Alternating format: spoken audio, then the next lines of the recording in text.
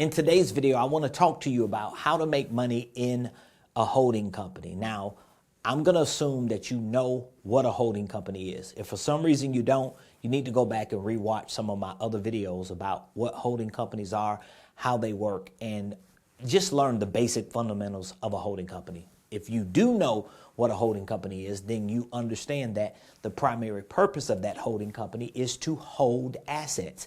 This is where 99% of people who even own holding companies stop at, because they know what a holding company is. They understand that a holding company has a primary purpose to hold assets, but they go no further. This is why 99% of the people that I have worked with and that I've talked to who own holding companies have nothing in those holding companies, and those holding companies that they may have some assets in, they don't generate revenue. They ain't making no money. And that's not the play, okay? So you want to have a holding company.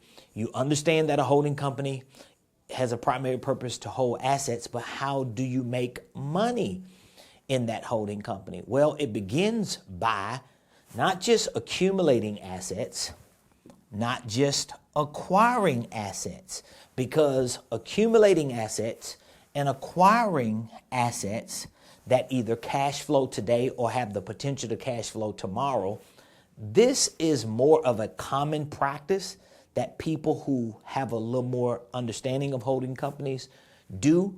But beyond the accumulation of assets and the acquisition of assets, one of the quickest ways you can make money in a holding company is through deal making.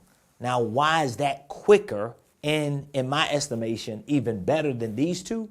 Well, in order for you to accumulate an asset, you have to first identify with an asset. You got to find out where the asset at, whether it's a digital asset or a physical asset.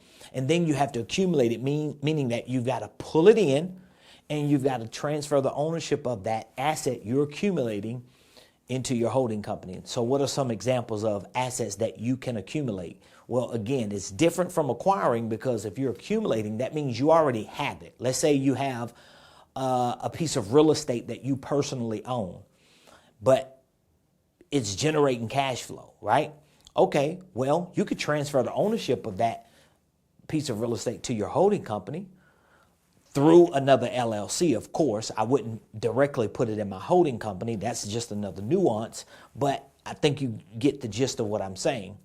If you have a piece of real estate, if you have a vehicle that you can Turo or start renting out, of course, all these types of assets I would want to put in separate LLCs, but they will essentially be under your holdco, owned by your holdco, because they're generating revenue. Let's say you have some type of retirement account or savings account with cash that you can liquidate or make liquid, and you can take that and put it in your holding company and allow your holding company to reinvest it or reallocate that liquid cash. Well, guess what? That's a form of accumulating, because accumulating is about just bringing things that you already have access to and identifying with them and transferring the ownership of them to your holding company. But again, that's a process. And sometimes you don't have assets, so you can't accumulate none.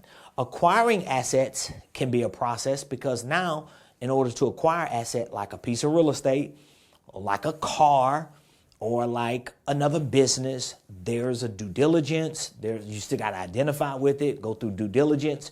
You got to create some type of opportunity for that deal to be structured. So it can be a process. I think deal making is one of the quickest ways, because I don't have to acquire an asset to make a deal happen. For example, I can have some type of value that I bring to anybody that owns a business. I can approach that business owner and say, here's what I can provide to help you in your business to generate more revenue.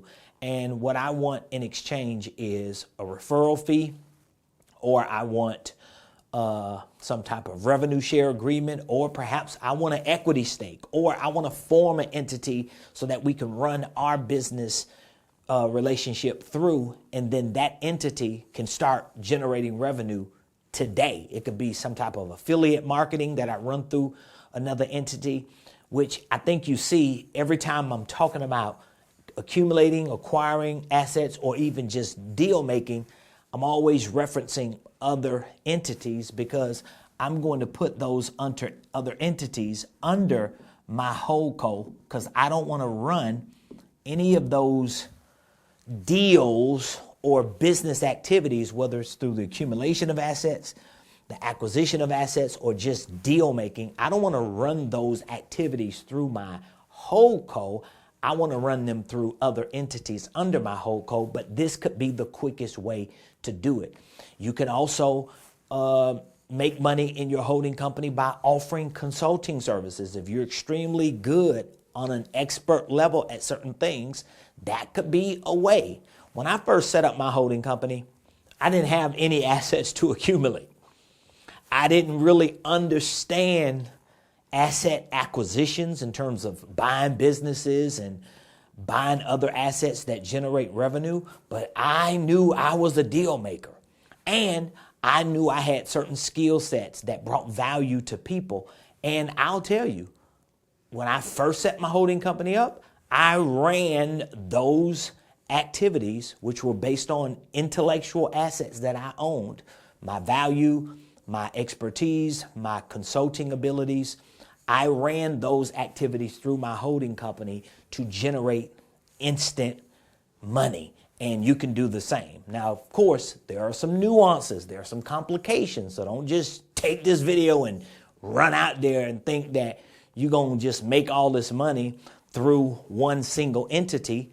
There may need to be some extra layers. So you should educate yourself on these nuances. This is one of the reasons why I teach about holding companies so much. And one of the nuances that I teach is on how to be a holdco, that's short for holding company, how to be a holdco deal maker. In other words, how to become an expert at using your holding company to make deals happen that generate revenue. So if you want more information on how to become a better holdco deal maker and to make money through your holding company, click the link in the description. My team and I will jump on a strategy call, give you all the information that you need to show you what steps you can take today to start making money in your holding company. I'll see you in the next video.